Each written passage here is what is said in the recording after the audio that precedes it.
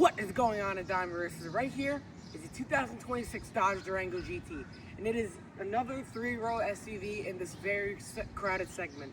But what makes it still very popular even though it's on an aging platform? Let's find out. Before I get started, please be sure to like, subscribe, and hit the bell icon to turn on your notifications every time I make a new upload, so be sure to do all that before watching the rest of this video. Now I'm going to fire up the Durango and, well, see what it does.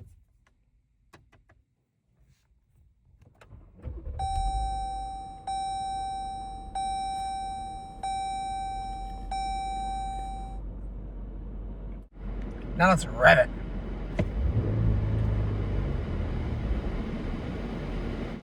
Now I'm going to throw the Durango into reverse. Yes, I hear you. It has rear parking sensors and it senses the Mazda, which you will see soon on YouTube, in the rear, which is fantastic. So let's go through everything with the Durango. Right here, lock and unlock, right?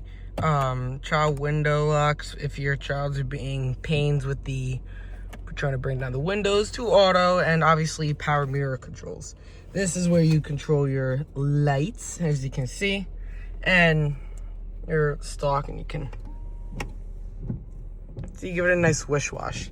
Horn, here we go. And this is actually a semi-digital gauge cluster. That's analog, this is digital.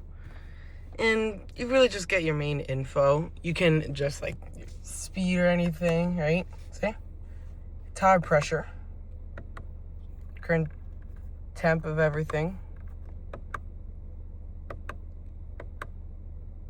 Look at that. Very nice. You can go through everything else. Trip, stop, start, audio, and you have messages, which is awesome. This is the steering wheel. Now, this is a GT level trim, and it has this nice flat bottom, even though it's just the V6 up in front. And you have your normal controls, and you know it's a poverty spec. Look at that. Now in the screen here, obviously we have navigation, right? We can just see, add widgets. Vehicle, look at this. You can obviously see your rearview camera, but I'm going to show you that right now. Watch the headrest behind me. I press it. Awesome. Now into settings here, right? We have a bunch of things, right? Navigation, sounds and alerts, which is awesome. Yeah, it's pretty nice. Right? You can go into like routing, phone, everything, safety and driver assistance. So this is just like everything pretty much. Now, in normal or comfort electric power steering, the thing is super light and it feels very unresponsive. So in sport, that's what makes it feel somewhat responsive, the steering and handling. I will get into that when we take it for a spin. You have your media, you can watch Sirius XM if you want. You have your creature comforts, which is not many, if I'm being honest. Can't even click your rear. Look at that. But now you can. See? Here's your nav. It's actually a very good nav. We've used it before, and this is the latest Uconnect 5, so it's nice. Right? Here are all your other controls. Heated seats, no ventilated seats because it's cloth seats. You do have a heated steering wheel, which is nice. Dual zone climate control, 2 USB-Cs, 2 USBs. Weird shifter, and this is actually this and the steering wheel are the only things actually wrapped in real leather. Can see, right? You can put your key in here if you want. 2 cup holders. This is leatherette, but look at that. It's nice, huh? Yeah, just like the Grand Cherokee. Seats, they're all right.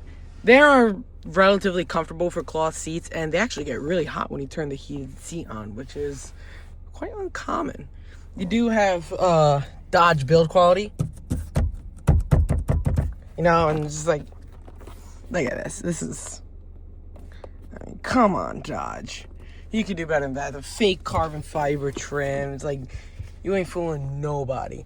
This is your controls for home link and everything, right? You can take a look at yourself. There you go.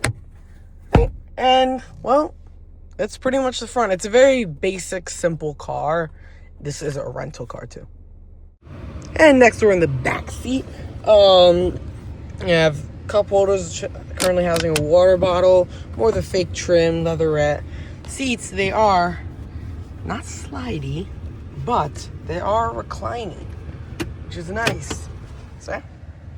It's nice. You have a cup holder. Overall, the seats they're all right. Surprisingly, it has no way to plug in your devices, which is kind of shocking, being honest. You do have control over this, and compared to the Grand Cherokee from this gen, you can control your fan speed. It's fantastic. Look at that. See? It's pretty nice. And this is your lighting, because, see? Fantastic. Legroom is okay. You'd wish that there'd be more in a car that's 204 inches long, but, I mean, sure. And next up, we move on to the third row. Now, how do you get in? If you pull this, the front will just go like that, but it's actually a bit more of a hassle than other cars, but you can use this to climb in here. Just house some big monstrosity, right? Pull this up. And, I mean, it's okay if I'm being honest. The cloth seats aren't the most supportive at all. They're pretty much just slabs of foam. And look at my legs, right? But if you need to house an adult in here, you can, if you need to. The two lucky souls back here, they get their own air vents, but no way to charge up any of their devices, which sucks. But they do get their own cup holders. Finally, move on to the trunk. It's power operated. We got some beer holders here. This does not come stock. You got some storage, and look at this. You can house some stuff, or you could put like a cat in there or something if you're a sicko, if you want. To drop the third row, just simply pull, right? I want to drop the headrest first, but yep, and now should unlatch. There we go. Put it down and then use this to pull it up. But overall, you have all right room in the back. You'd expect more for a car 204 inches in length, but that's pretty much a tour of the car. Close it. Let's take it out for a spin and let's see how it drives. All right, behind the wheel of the Durango. So first things first is that the AC works very, very well in here.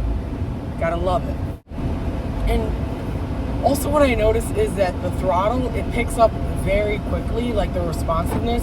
It's definitely there. But this is the V6, it's not the V8, so it's definitely on the slower side. Handling overall, it is responsive, right? Like, it's not going to be supercar levels of sportiness when it comes to the handling. But I'm going around with the curve right now, and it definitely handles better than you would think, right? And the acceleration, it's just like, it's meh. The car's not fast per se. I mean, yes, it'll do 7.8 seconds 0 to 60, right? And it's fine for most people, but it just doesn't have the thrill of what other V6s and just even some 4-cylinders right now have. Like the Subaru Ascent, that is definitely faster than this car when it comes to acceleration. And that's got a flat 4, which is insane.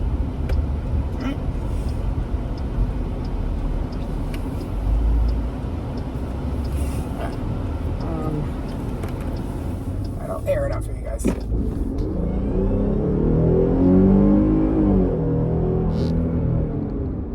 See, it's not really that fast. The engine itself, like, it sounds alright, perhaps a little strained, but it's just not super, like definitely going to, like, squash your face into the seat. It's a perfectly normal car, meant for, like, normal road trips. And the GT is meant to be sporty. And yes, you have like the sporty steering wheel, you know, pretty decent handling, but overall it's just not like, you know, a super sporty car. Now overall, the car excels at everything else. It's very comfortable. The ride is pretty supple. The seats are comfortable enough for a road trip, like a good 2 hour long road trip. You'll be absolutely fine in this. And the seating view and position is actually pretty good. It has enough torque to definitely get you up there, like if you need, but you have to push the pedal down and bring the revs higher up a little bit before you start getting that torque level per se. But no, this is a very easy car to drive. It's incredibly easy. Some mid-row, some 3-row SUVs, they're really like hard to drive. You got to really like work to do it. But no, this is just, you can literally use your pinky to drive it. It's very impressive. And even on like turn stuff, the brakes are very, very good. Okay, and yeah, it's just overall very solid car. That's pretty much all I got for you guys. Simple review because the car, the Durango, it's simple in what it does, yet it does mostly what you need it to do in a 3-row SUV.